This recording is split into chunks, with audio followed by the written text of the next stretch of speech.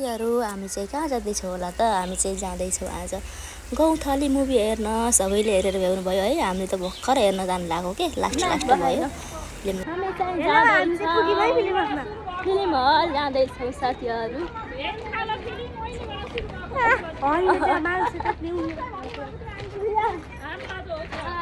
Hello दिदी aunty अनि बहिनीहरू भएर जाँदैछौँ फिल्महरू हेर्न हाम्रो चाहिँ 4 नम्बरको ओएसिस सिनेमा हल हो हामी चाहिँ जाँदैछौँ टिकट ल्यायौँ टिकट चाहिँ अनलाइनबाट काटेका थियौँ कि हामीले चाहिँ अनि टिकट लिएर जाँदैछौँ फिल्म हेर्न गएको त साथीहरू सुरु भइसकेछ 5-6 मिनट त हाम्रो अगाडि छुट्यो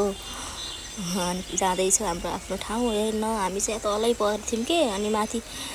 सिटै नपाइने के साथीहरू कति प्याको लास्टै प्याक के हामी चाहिँ तल बी नम्बरमा परेको थियौँ कि बी नम्बरको सिटमा माथि काट्ने भनेको त साथीहरू लास्टै एउटा पनि सिट खाली नै कि सबै सोहरू फुल भएको के अनि हामी चाहिँ हेर्न लाग्यो फिल्म चाहिँ हामीलाई राम्रो लाग्यो साथीहरू पहिलाको कहानी छ यसमा चाहिँ आजभोलि चाहिँ यस्तो खासै हुँदैन तेरो बाउसँग मेरो बिहे तैँले पनि एक दिन यो घर छोडेर जानै पर्छ त्यसमाथि झन् खानदानी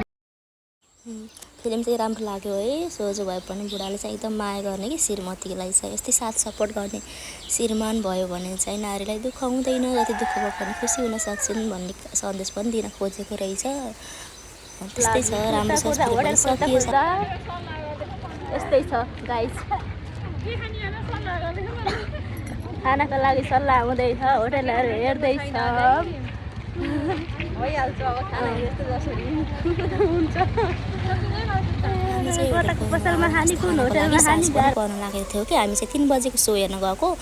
5-6 नै बज्न लाग्यो कि अनि ब्रेक हुन्छ नि त बिचमा अनि 6 बज्न लागिसकेको थियो अनि छिटो नास्ता खाएर जाने भनेर हामी चाहिँ नास्ता खान लाग्यो साथीहरू जहाँ गए पनि जानु मम्मीले चाहिँ रमाइलो भयो मन पर्यो रोइयो पनि हो कतिले हाँसियो पनि ल हामी चाहिँ घर जानु लाग्यो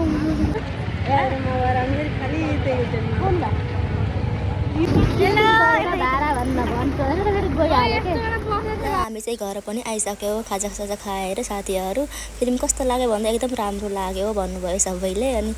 खुसी हुँदै हामी चाहिँ फिल्म हेरेर आइसक्यो घर आजको लागि यति नै साथीहरू यो मेरो मिनी ब्लग कस्तो लाग्छ हजुरहरूलाई मनपर्छ भने लाइक कमेन्ट सेयर गरिदिनु होला अझै अर्को नयाँ भिडियो कस्तो बनाउने प्रतिक्रिया दिनु होला है त बाई बाई।